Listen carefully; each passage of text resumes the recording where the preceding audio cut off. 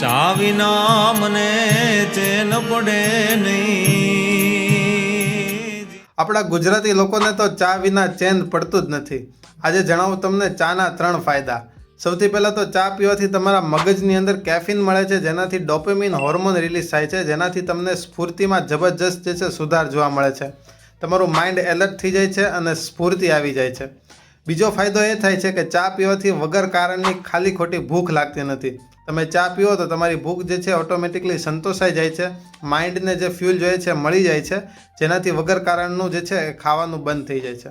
અને સાથે સાથે આ ચા પીવાથી જે છે તમને પાચનમાં જબરજસ્ત સુધારો જોવા મળે છે કે ચા પીવાથી તમારા એન્ટીઓક્સિડન્ટ ગુણધર્મો બોડીમાં વધે છે, જેનાથી પાચન સારું થાય છે, રોગપ્રતિકારક શક્તિ સારી થાય છે અને ઓલ ઓવર ઘણા બધા બીજા ફાયદા જોવા મળે છે।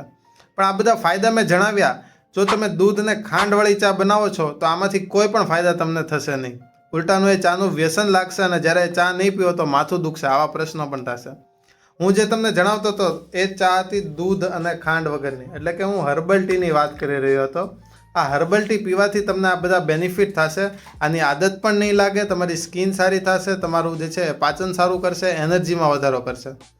હવે હું કઈ ચા પી રહ્યો છું એ તમારે જાણવું છે તો કમેન્ટમાં લખો ચા, અને હું તમને જણાવીશ કે હું કઈ ચા પી રહ્યો છું અને તમે પણ આ ચા લઈ શકો છો। ચા વિના મને ચેન પડે નહીં।